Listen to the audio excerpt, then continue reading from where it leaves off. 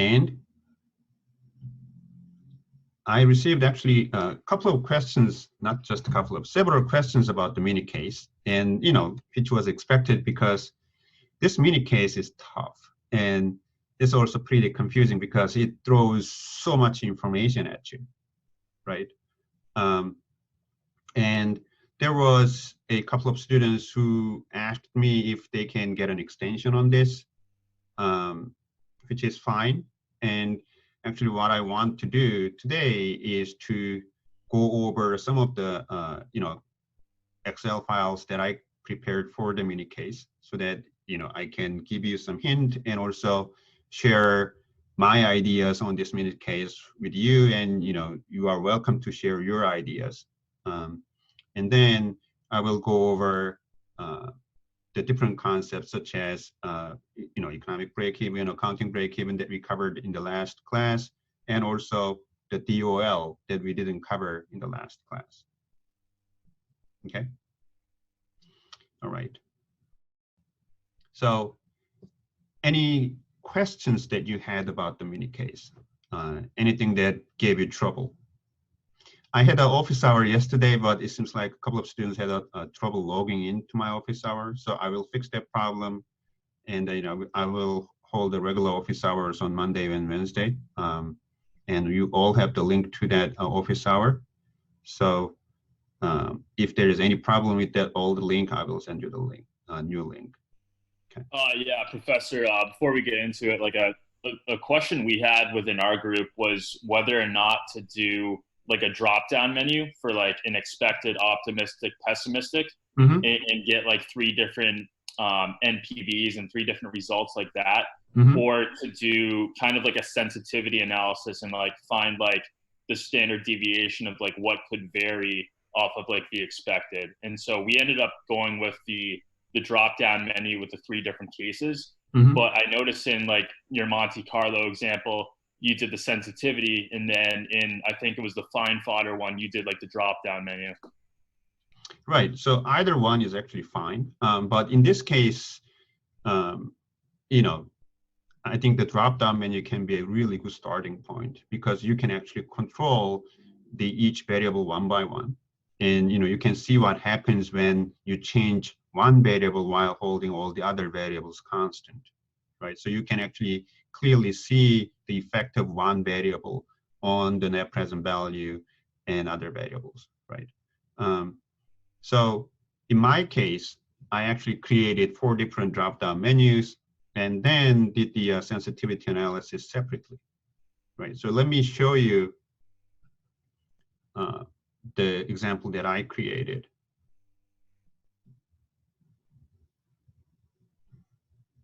And I'm not saying that this is the only right way to do it, right? Because, the purpose of the mini case and the purpose of the mini case is to simulate the kind of in-depth interview questions that you will receive when you get into a later round of the interviews, right? And in case of these kind of interviews, they are not looking for a really, really accurate, specific answer. What they are looking for is your ability to process the information, your ability to, put different parts of the questions together, right? And also they want to see how thoughtful you are, and also check your level of understanding of these different concepts, right? So as long as you can show that you are capable of putting together a comprehensive scenario based on the information that is provided, you'll be okay, right? So do you guys see the Excel file? Okay. Yep. So you can see that I created 4 different drop-down menus, and also it is a good idea to provide all these possible parameter values on the Excel file so that, for example, when you send this to your boss or to your interviewer, they can see the parameters that you actually used. So even when you have a drop-down menu like this, right? So when, in case of the zirconium price, you have a different outlooks for the price. It's expected, pessimistic, and optimistic. And by looking at this table, right, that is accompanied to the Excel file. The reviewer can actually see, oh, okay, if it's the pessimistic, the price is $7,500. And in that case, the revenue from zirconium will be $2.5 million, right? So it's always a good idea to provide this kind of information, okay? The second one is that, this is the typical Excel cash flow analysis table, right? So you can see the investment in the fixed asset, cash flow from financing, cash flow from operation, and total project cash flow, right? But here, I just wanted to create two separate items here so that I can incorporate these changes one by one, right? So for example, there are many different variables that can affect the initial cost of the investment, right? Whether there is a regulation or not, whether there is a cost overrun or not, and whether we should use the cheaper mine design or not, right? So obviously we can combine all three together into a single variable, right? But I think it would be easier if we can separate them to one by one to each item so that we can easily see. So for example, when we introduce the new regulation, when the new environmental regulation is introduced, right, then we can see that this cost is exactly $1.5 million, right? And because the cost that initial investment is the baseline, which is a $10 million plus, the kind of additional cost that may occur depending on what happens to the regulation, depending on what happens, depending on what kind of technology that you use, right? Another is the cheaper mine technology. So in this case, when I use yes, then this is the savings from the cheaper mine technology. So it's when you introduce the new cheaper mine technology, there will be saving of $1.7 million, and so on. So we can create many different possibilities. So the Excel file should be able to cover all the possibilities that you can think of, as long as it's provided by the question, right? So that's the kind of, the Excel file that I wanted to create here, okay? Any questions about the basic setup of the Excel file?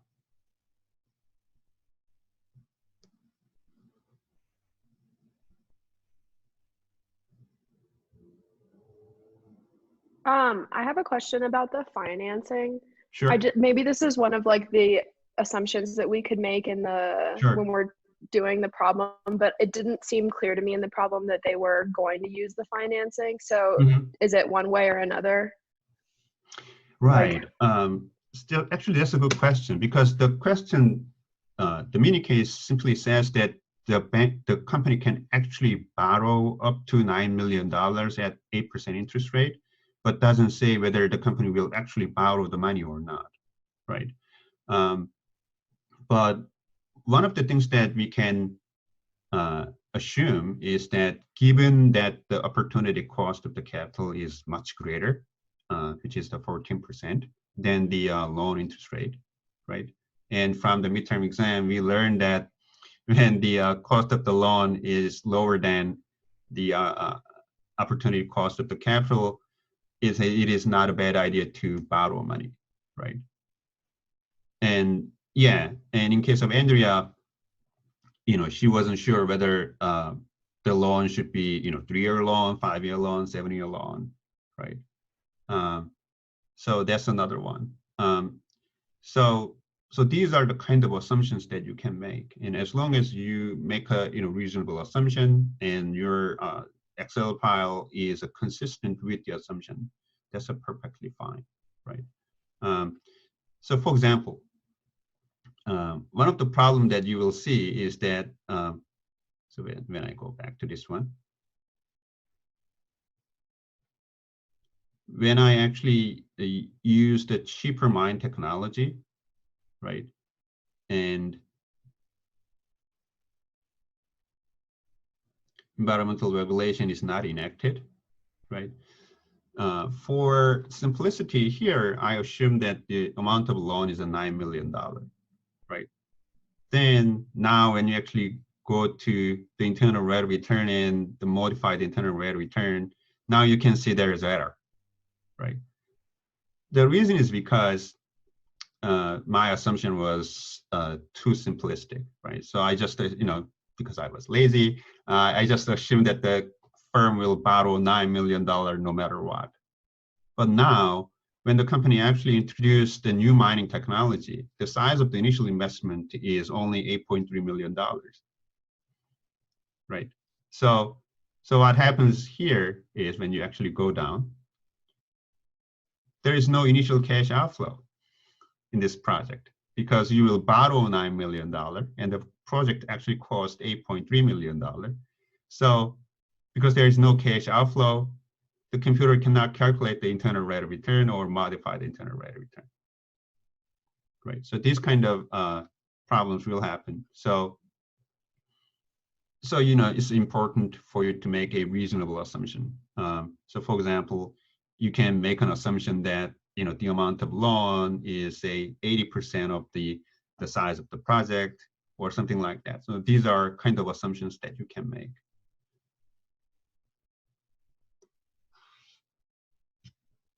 Does that answer to your question? Okay. Any other questions?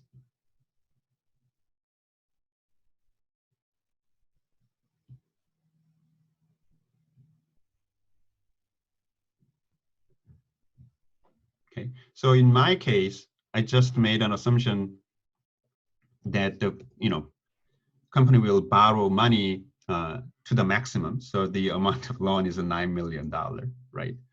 And I can easily show you that the more the company borrow, the higher the value of the net present value.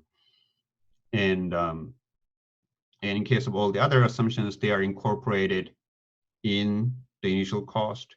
And in case of the cheaper mine technology, it will also affect the fixed cost, right? And the revenue has two different sources, right? But the revenue from the gemstone is not terribly useful because it doesn't really affect the variable cost. It doesn't really affect the fixed cost, right? So this is just a kind of indirect effect that may not really affect other costs. So if you're lucky, you will get this. If you're not so lucky, you will not get this, right? So this is something that you really cannot control, right?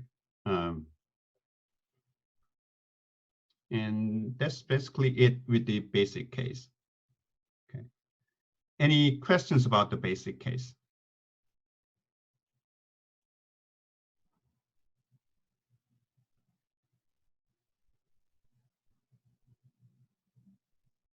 Yeah, Professor. How do you factor in the possibility of getting revenue from the gemstone? Because I thought there's like it said it might go up to 495,000. So isn't there still like a good chance that they might find like none? Like so it'd be zero. That's a good question. So in this case, I just assume that that's gonna happen, right? Okay. That's another possibility. So if you want to treat this as a variable, you can actually create another drop-down menu, and gemstone yes or no, and if it's a yes, it can be additional revenue. If it's no, it's just a zero. So that's another possibility, right? So in my case, I was like, sure, there are only so many variables and so many drop-down menus I want to create. So I just stopped there. Okay. Yeah.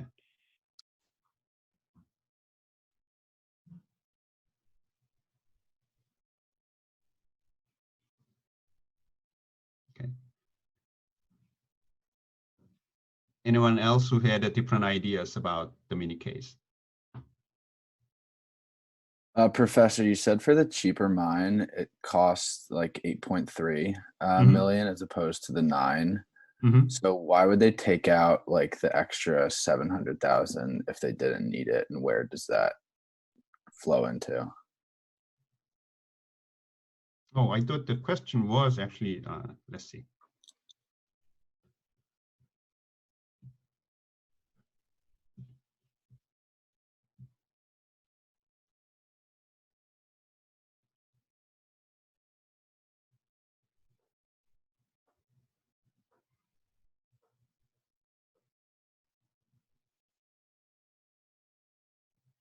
Right. So there was a cheaper design for the mine, which would reduce the cost by 1.7 million.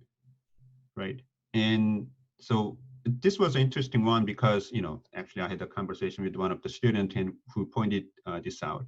So when you introduce the cheaper design, it will not only lower the initial cost by 1.7 million, right? It will also eliminate the possibility of the cost overrun, right? So its impact is twofold. So when we actually go here, so in my case, when I actually go to the cheaper mine, right, here, and click yes here, then what you can see here is that, you know, now this 1.7 million saving is enacted. So initial investment is $8.3 million, right? And when you go to the fixed cost, now the fixed cost has gone up, right, as the question says. So when you double click this, you can see that if this is equal to yes, then you are supposed to use the information in U11, which is here, right? So fixed cost has two options. It's either $500,000 or $850,000. So when the cheaper mine is used, fixed cost now goes up to $850,000, right? But the interesting part is actually this one, right? So now, when we do a kind of simulation analysis, I think this can be really interesting part, because one of the benefit which was not captured in the drop-down analysis of the cheaper design is that it reduces the uncertainty, right? So when you introduce the cheaper mine, it not only reduces the initial cost and increase the fixed cost, but also reduces the uncertainty about the cost overrun, right? So it may actually reduce the standard deviation of the potential changes in the net present value. So those are the kind of things that that can be relevant when we do a more of a simulation analysis. But in case of the drop-down menu analysis, it would be very difficult to capture that using the drop-down analysis. Was that answer to your question? Yeah, thank you. All right.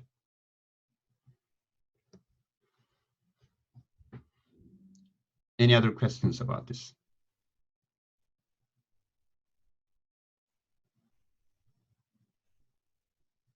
Okay, now the second part of the question was to do a break-even analysis, right? So what is the economic break-even? What is the accounting break-even?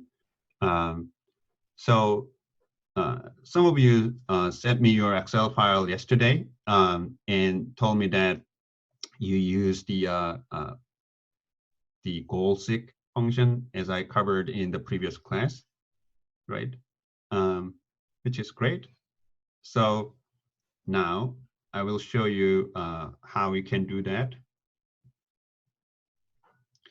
So one of the things that you have to do when you want to use goal-seek function is that you have to use a number here, right?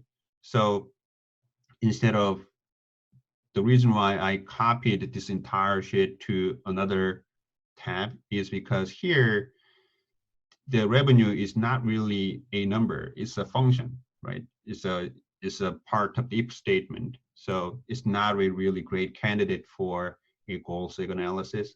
So I just created a different sheet, just copied and pasted the entire entire Excel file, and turn this into just a 3-point formula, right? And it really doesn't change anything as long as we are using the basic case, right? So let's review the concept of the accounting break-even and the economic break-even, right? So accounting break-even is the level of sales that makes the net present value. Accounting break-even is the level of the sales that makes the pre-tax profit equal to 0, right? And economic break-even is the level of sales that makes the net present value of the project equal to 0, right? In the case of Fine Father Supermarket, finding those two values were relatively easy because in the case of Fine Father, there was no inflation, and because of the cash flow from each year was constant, right?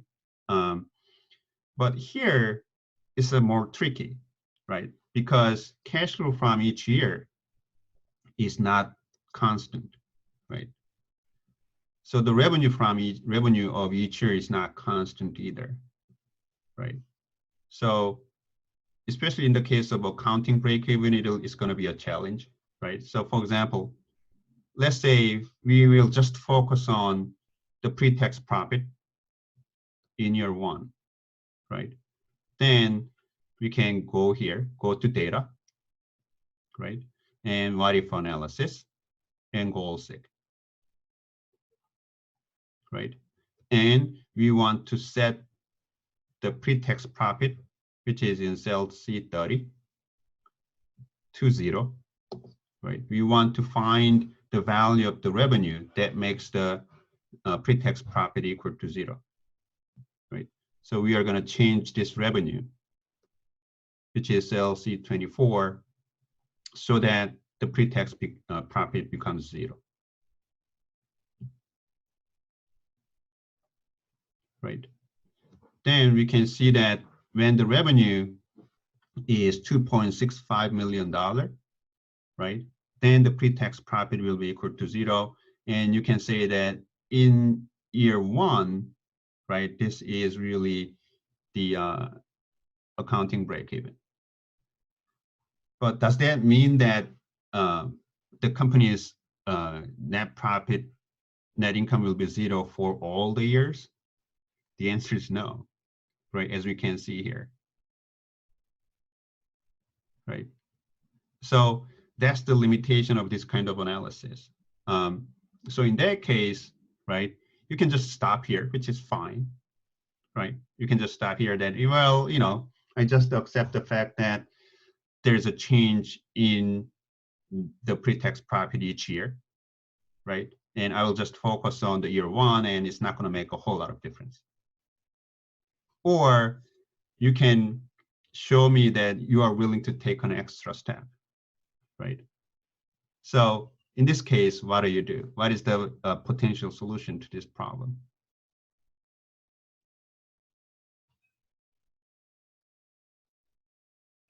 Any suggestion?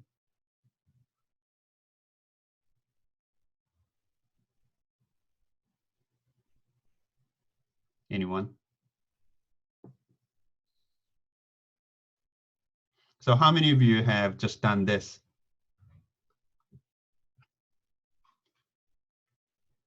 You can answer me using the chat. How many of you have tried this?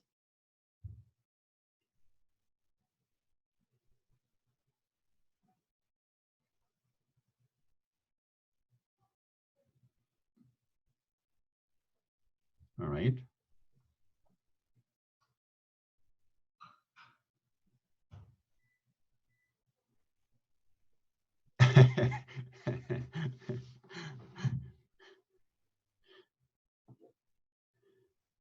Okay. Anyone who has tried something different?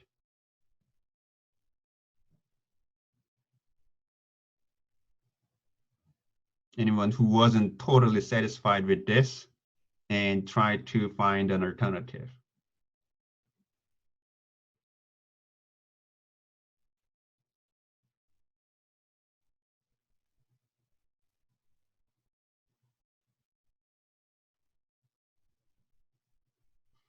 No one? Any suggestion, any idea? What would be better than this one?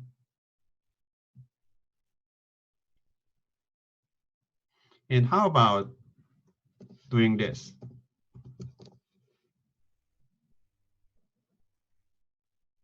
Calculate the present value of all the pre-tax profits, right? Oh, obviously in this case, I have to say, provide the discount rate, right? So this is the present value of all the pre-tax profits, right? And obviously, this one depends on the sales of the first year, right? Because sales of the second year, third year, all these are the functions of the sales of the first year. So what I can do is that I can find the sales of the first year, which will have an impact on the sales of year 2, 3, 4, and 5, and 6, and 7, right? That will make the present values of all the pre-tax profits equal to 0. Wouldn't this be another possibility, right? So, for example, I can go to here, goal SIG, and I want to set this cell equal to 0, right? By changing the revenue, right?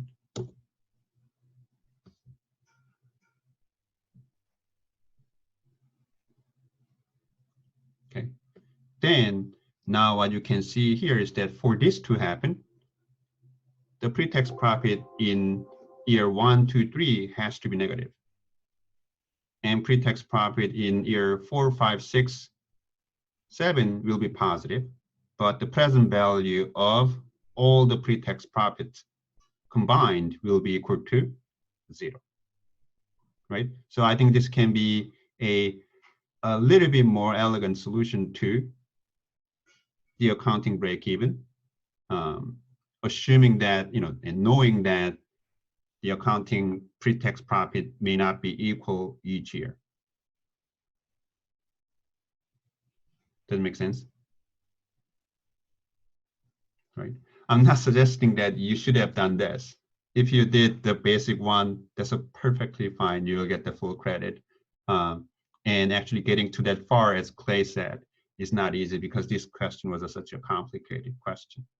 But what I'm trying to tell you is that what I just did is not something that is totally new. That this is something that we have already learned, right? So it just shows you that by applying all the principles that you have learned so far, given a slightly different case, you can simply solve that problem by applying all the things that you have learned so far. Okay. Any questions?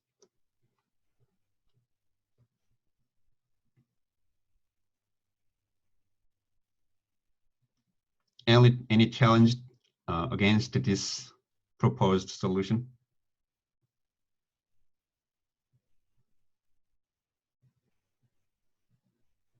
All right. Then how about the economic break-even? In case of economic break-even, basically the same method, right? Economic break-even is the level of sales that makes the net present value equal to 0. So we are going to the same menu, right? The data, what if analysis, goal SIG, right? Now we want to set this cell, net present value equal to 0, by changing the sales in the first year, right? Because sales in the other years are directly tied to the sales in the first year.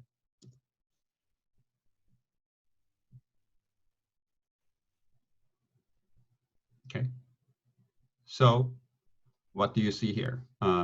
What you see here is that the revenue from the zirconium has to be $2.32 million, right, for the net present value to be equal to 0. And at that level of revenue, you can see that the internal rate of return is actually 14%, which is equal to the discount rate, right? So in the last class, I told you that economic break-even doesn't mean that your rate of return is equal to 0.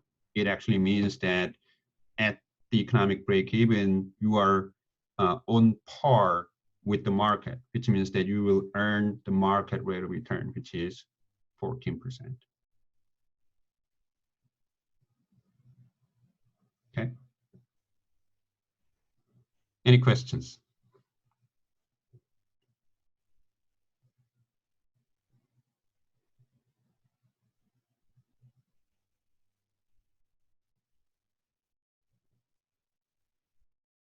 No? All right. Then, was there anyone who has actually tried a simulation with this one?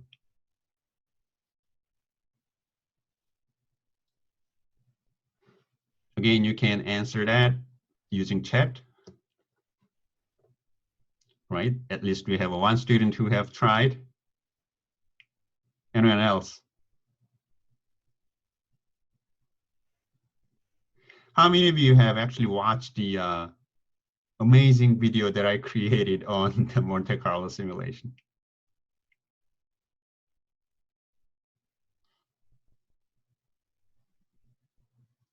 All right.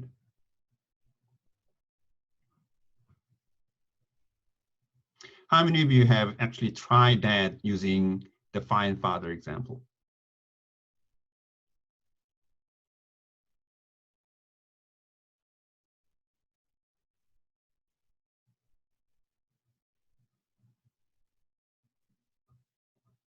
Okay. So, I told you that if you actually try the simulation analysis using this example, you will get my extra affection.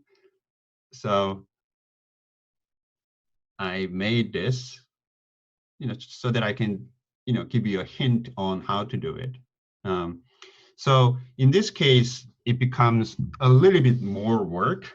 So this, is something that you will do only if you actually like this kind of stuff. So obviously, we cannot use the drop-down menu anymore, right? So what I did here is that I replaced all the drop-down menus into different random functions. So in case of zirconium outlook here, okay. Now, I just said that, the zirconium price is a normally distributed random variable that has a mean value of 10,000 and the standard deviation of 2,000. So it can have a value anywhere between 7,000 and 16,000, right? And the probability of the price to be around 7,000, 6,000 will be very low, right? Because the mean value is 10,000 and the standard deviation is 2,000. In case of regulation, this is a binary variable, right? It has to be either 0 or 1. So this is how you actually create a binary variable in Excel, right? So rand is a function that Excel used to generate a random value between 0 and 1, right? So if the Excel generated random value between 0 and 1 is greater than 0.5, which will happen with the 50% chance, right? Then this value will have a 1. And if this condition is not met, which will again happen with the 50% chance, then this value will become 0. So this regulation will have, binary outcome 0 or 1. And with a 50% chance, it will happen. With the other 50% chance, it's not going to happen, right? And good thing about this one is that you can actually change this probability, right? So in this case, I just said that this is a 50%, 50-50 chance. But if you think that the regulation can happen with the 80% chance, then you can simply change this to 0.8, right? Actually, no, 0.2. So either way, this is just an example that you can use to generate a binary outcome with the different probabilities. Okay. In case of the cost overrun, I use the linear function. So cost overrun can be anywhere between 0 and 15%, right? So rand between, I told you that this will generate an integer between 0 and 15, right? So this will tell you it can be any number between 0% to 15%, and each number has an equal probability to happen, right? This one is just like the regulation, right? So the company can actually choose cheaper mine, and in this case, actually, this is a control variables. So we don't have to treat this as a random variable, but I just wanted to use it as an example. So let's say this is another random variable, right? Then now what happens is that every time you press F9, you can see these numbers randomly change, right? And as these numbers randomly change, you can see the net present value here also change, and internal rate of return change, and all the other variables change. Okay. And again, I changed these values, properly, so that these values properly reflect what is going on here, right? But these are the kind of things that you can easily do. And once we do that, then we can create a simulation. So in this case, I ran 3,000 different simulations and calculated the mean value, standard deviation, minimum value, and the maximum value. And one thing that I didn't do, but I thought might be useful in this case, is to calculate the probability for the net present value to be negative, right? So out of 3,000 cases, how many cases are negative and has a negative net present value? So that's a count if function. So this will count if the net present value is negative, right? Out of these 3,000 possible values. And then when we divide that counted number with the total possible number of 3,000, we get the probability. So in this case, when we run 3,000 simulations, there is basically a 15% chance that the net present value of this project will have a negative value, right? So instead of simply providing this to your boss, right? Even though this is pretty good, right? If you can do even this, right? Telling him or her that, hey, this is what I did based on the information that is given to me. These are the simulations that I run. I can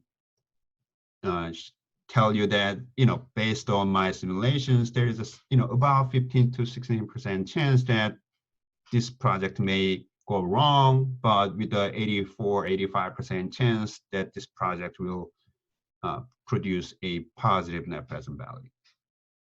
And this will look much better than the first case. Okay. Any questions?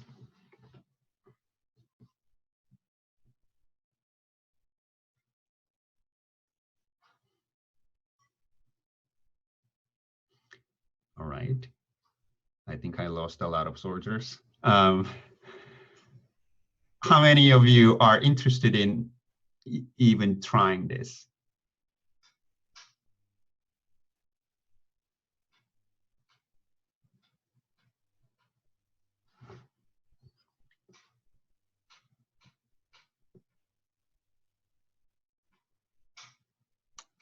All right.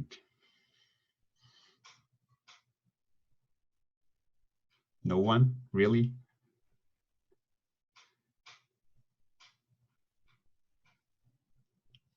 Okay.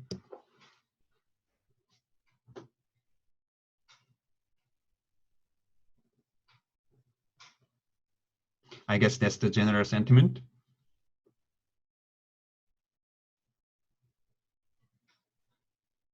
Anyone who has actually tried this and failed?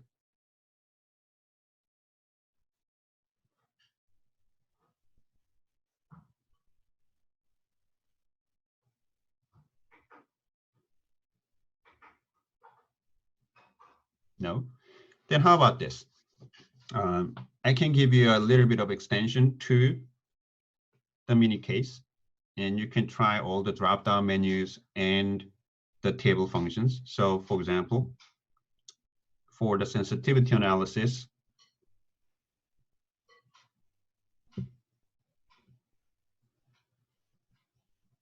these are the tables that I created, and obviously, you can easily create this table, and I think we went over this a couple of times. So for example, in case of this one, this is a combination of the zirconium price change and the possibility of the cost overrun, right? And I use the table function. So just so you know, we go to data and what if analysis and data table, right? And in case of this one, raw input cell is the zirconium price, right? So it's obviously a revenue based off of the zirconium price. So this will be the raw input cell. And in case of the column input cell, this is the cost overrun. So it can be the variable cost or the fixed cost, actually in this case. I think it was a fixed cost, right? Oh no, sorry about that. It was the initial investment. Okay, so based off of this, we can actually do a table analysis and we can get these numbers, right? But the purpose of this sensitivity analysis is to identify the variable that has the greatest impact on the net present value. And in my case, I did 3 separate sensitivity analysis, right?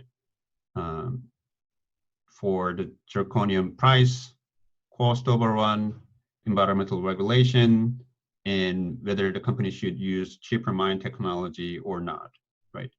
And what you can see here is that the environmental regulation has the biggest impact, right?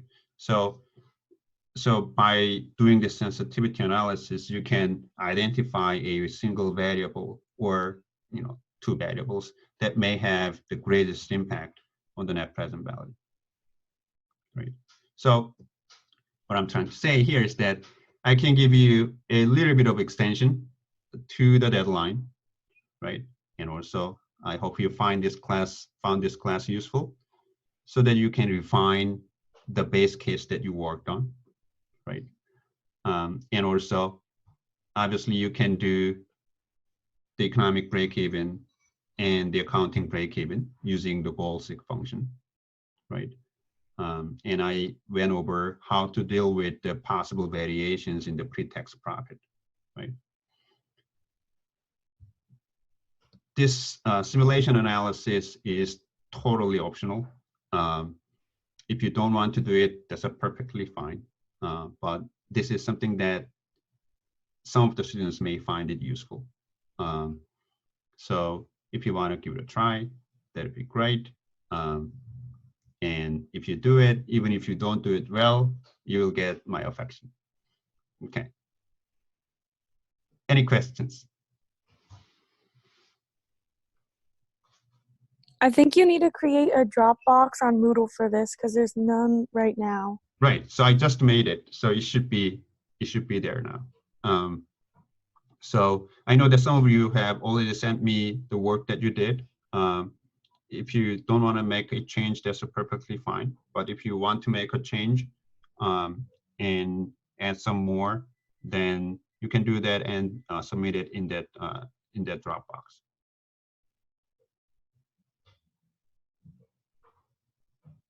Okay. Now, there's one more thing that I wanted to cover, right?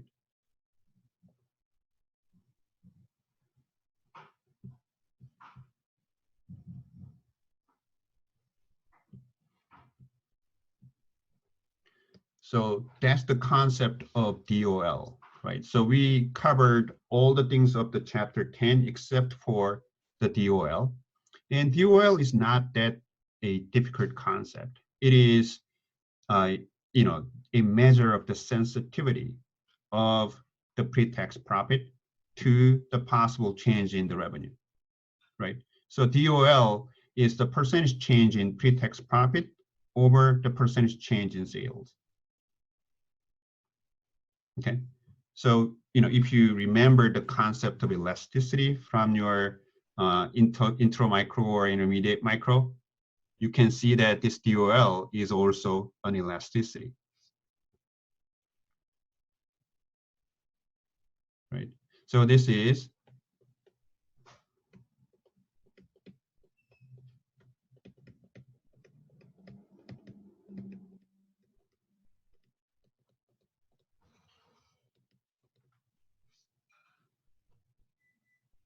right. Do you guys remember price elasticity of demand, right? So here, the source of the change is the sales. So when sales change by 1%, what happens to the pre-tax profit, right? So the reason why we calculate the DOL is because we want to know how sensitive your project is to potential changes in the revenue. So the higher the DOL value, the more sensitive your project is. And this is another measure of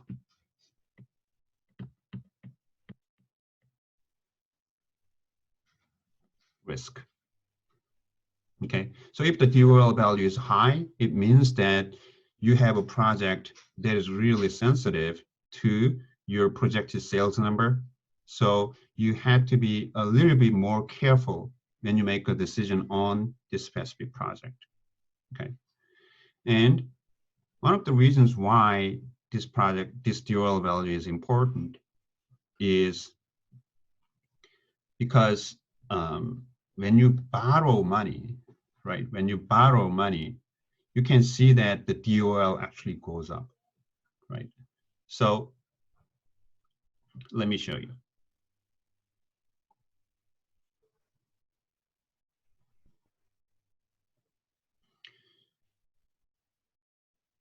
I told you that DOL is the percentage change in the pre-tax profit. So pre-tax profit is here, right?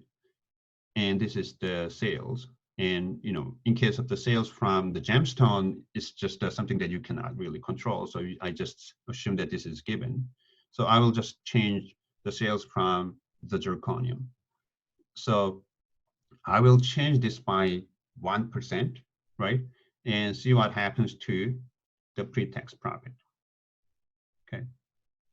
And that's what I did here. So I changed the sales from 3.4 million to 3.34 million, which is exactly 1% change, right? So when the sales goes up by 1%, what happens to the pre-tax profit? And you can actually do this using a table function, right? So this is the pre-tax profit, which is in cell C30, right? And you just change the revenue by 1%, right? And then highlight this, go to data, data analysis, data table, right? And in this case, row input cell is the sales, right? And column input cell, we don't have a column here, so I will just highlight any empty cell. Then OK. then you can see this table populated. So Excel will calculate the pre-tax profit for each revenue value here. Then DOL is just the percentage change of this, right? Because I already changed the sales by 1%. So what this tells me is that when sales goes up by 1% in this case, pre-tax profit goes up by 4.56%, right? It means that DOL is 4.56, right? Now, the next thing that I want to do here is to show how the DOL value change, how this value change when I borrow less money, right? So now, instead of this, I will provide loan information. So right now, it's a $9 million. So I will start from 0, right? So this is 3 million.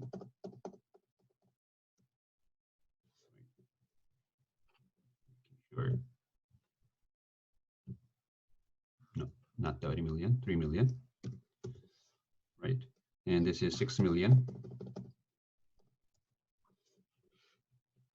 and 9 million.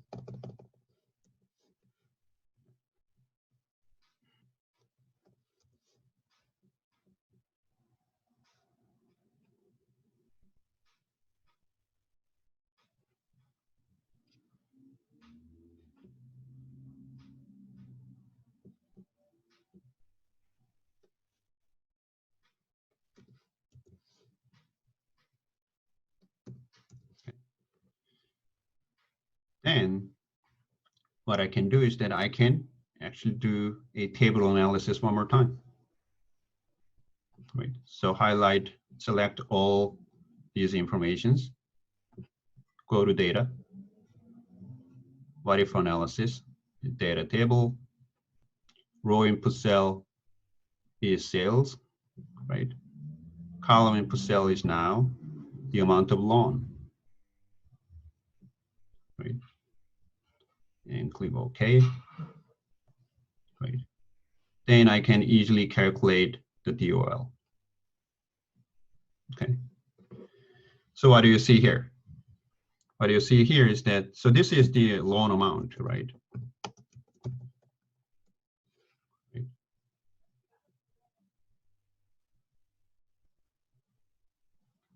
So what you can see here is that when the company doesn't borrow any money, DOL is 2.32, right? So what it means is that when the revenue changes by 1%, your pre-tax profit changes by 2.32%. So elasticity is a 2.32, right? So it's already pretty sensitive, right? Because 1% change the revenue changes your pre-tax profit by 2.3%, right? But when you borrow more money, so for example, when you borrow $9 million, what happens to your DOL?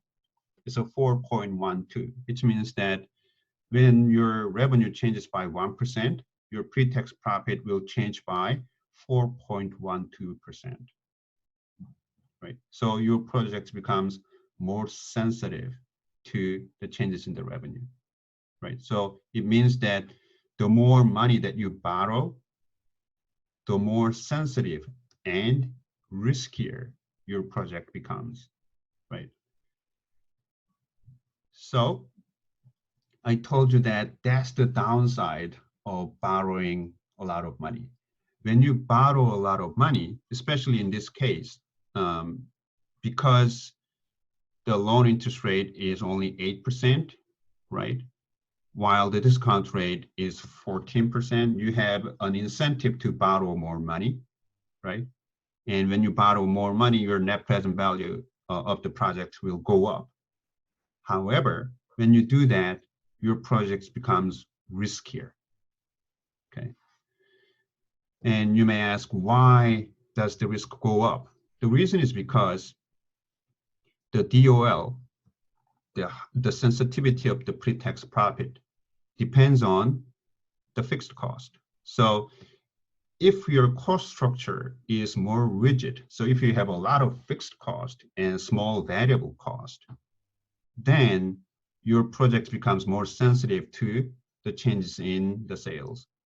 Because in case of the variable cost, right, when there is a change in the revenue, variable cost will also change. So if your sales goes up, your variable cost will increase. If your sales goes down, your variable cost will also go down. So the variable cost is like a stabilizer. However, the fixed cost, because it's fixed by nature, right? Even when your sales falls, that part of the cost doesn't change. So it'll have a huge impact on the pre-tax profit. Now, what's the relationship between that and the interest payment? Interest payment is just like a fixed cost, because no matter what your revenue is, you have to make the interest payment. And that interest payment is, predetermined, right? So it doesn't respond to your revenue. So when you borrow money, you are effectively increasing your fixed cost. And that's the reason why when you borrow more money, the DOL of your project goes up. Okay. Any questions about the concept of DOL and how you can use the table function to easily calculate the DOL? And also you can use the table function to identify what happens to DOL when you change one of the variables. Okay. Any questions about this?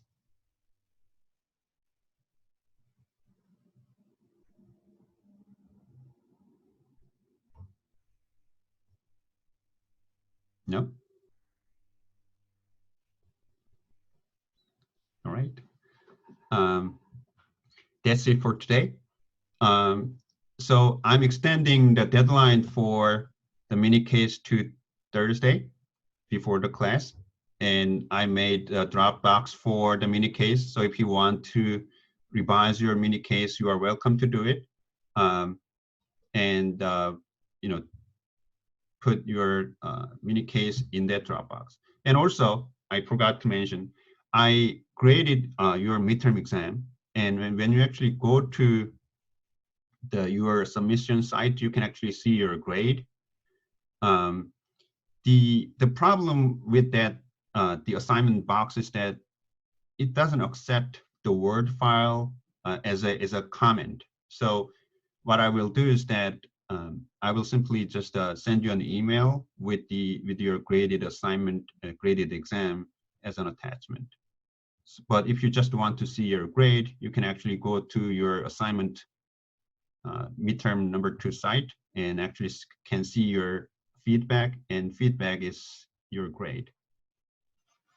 And to tell you the distribution information, the average of the second midterm average score is about 100 out of 130, which is great, and you did a wonderful job. And there are many students who received over 110, which is also great. And also, I didn't see too many students who really struggled. So that's also a great sign. So I will continue in the final exam with the similar kind of questions, and we'll introduce more mini case-like questions in the final exam. Okay. All right. Any other questions?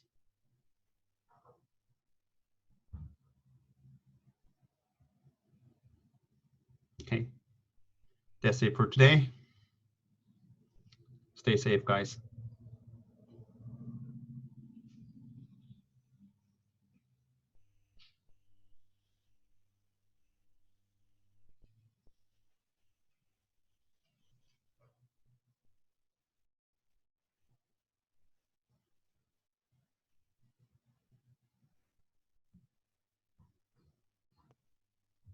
Professor, Can Yes. I ask you a quick question?